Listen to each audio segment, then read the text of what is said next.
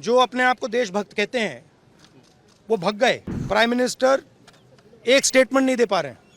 Trump ने 25 बार बोला है कि मैंने सीज फायर करवाया। ट्रंप कौन होता है सीज फायर कराने का? बट पीएम का जवाब तो चल रहा है ना, ऑनगोइंग जवाब है। क्या प्राइम मिनिस्टर क्या बोलेंगे कि ट्रंप ने करवाया है? बोल नहीं सकते हैं, बट सच्चाई है। ट्रंप ने सीज फायर करवाया है, पूरी दुनिया जानती है। आप कह रहे हो कि ऑपरेशन सिंदूर ऑनगोइंग है और फिर आप कह रहे हो विक्ट्री हो गई। How can prime minister give a statement? क्या प्राइम मिनिस्टर क्या बोलेंगे कि ट्रंप ने करवाया है? बोल नहीं सकते हैं, बट सच्चाई है। ट्रंप ने सीज फायर करवाया है, पूरी दुनिया जानती है। रियलिटी है, रियलिटी से छुपा तो नहीं जा सकता है। तो और ये सिर्फ सीज फायर की बात नहीं है, बहुत बड़े प्रॉब्लम्स हैं जो हम डिस्कस करना चाहते हैं। डिफेंस के प्रॉब्लम्स हैं, डिफेंस इंडस्ट्री के प्रॉब्लम्स हैं, ऑपरेशन सिंदूर के प्रॉब्लम्स हैं। हालात अच्छी नहीं है, पूरा देश जानता है। जो अपने आप को देशभक्त कहते हैं वो भग गए। राइट? प्राइम मिनिस्टर एक स्टेटमेंट नहीं दे पा रहे हैं। ट्रंप ने कितनी बार बोला है? 25 बार बोला है। ट्रंप ने 25 बार बोला है कि मैंने सीज फायर करवाया। ट्रंप कौन होता है सीज फायर कराने का? उसका काम थोड़ी है। मगर प्रधानमंत्री ने एक बार जवाब नहीं दिया।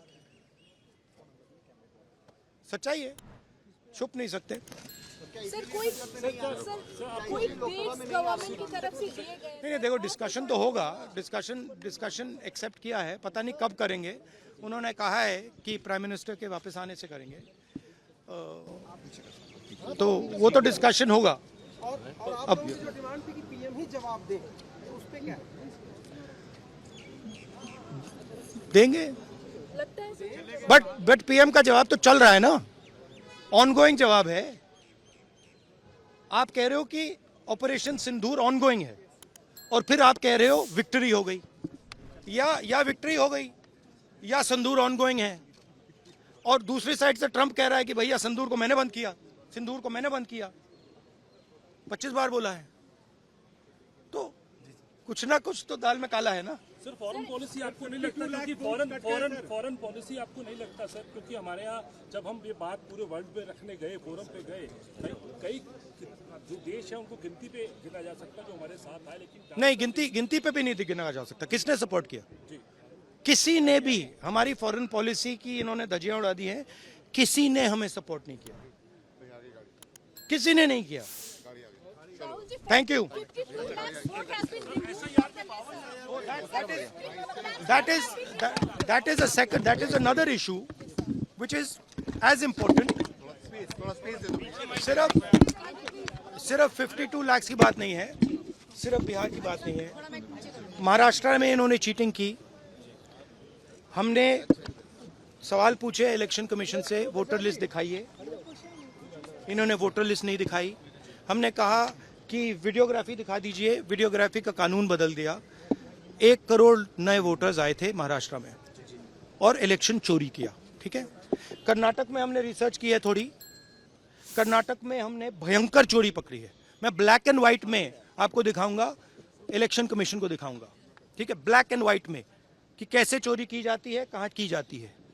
कर्नाटक में ब्लैक एंड व्हाइट में है हमारे हाथ में। ठीक है, ब्लैक एंड व्हाइट। ठीक है, और यही काम इनको पता लग गया है कि इनका जो गेम है हम समझ गए हैं। एक सेकंड। हाँ, लोकसभा चुनाव की बात है। हमने एक कंस्टिट्यूएंसी चुनी, वहां पे हमने डीप डाइव किया। क्योंकि प्रॉब्लम क्या है, ये वोटर लिस्ट देते हैं पेपर में, और पेपर की जब वोटर लिस्ट आती है उसको एनालाइज किया नहीं जा सकता। तो एक कंस्टिट्यूएंसी ने हमने पूरी की पूरी वोटर लिस्ट ली, उसको डिजिटल फॉर्मेट किया। 6 महीने लगे हमने, मगर हमने सारा का सारा मतलब इनका सिस्टम निकाल दिया है। ये कैसे करते हैं, कौन वोट करता है, कहां से वोट होता है, कैसे नए वोटर बनते हैं, पूरा का पूरा हमें मालूम है। चोरी का फॉर्मेट बदल दिया इन्होंने। नहीं, अब इनको समझ आ गई बात। ठीक है, और अब इन्होंने क्या किया है कि अब हम बिहार का पूरा सिस्टम नए तरीके से करेंगे। वोटर डिलीट करेंगे और नए तरीके से वोटर लिस्ट लाएंगे। हिंदुस्तान में इलेक्शन चोरी किए जा रहे हैं। ये रियलिटी है हिंदुस्तान। ताज़ा खबरों के लिए लाइक, फॉलो और यूट्यूब पर सब्सक्राइब कर बेल आइकन दबाएं। साथ ही हर अपडेट के लिए विजिट करें स्वदेशलाइव.com।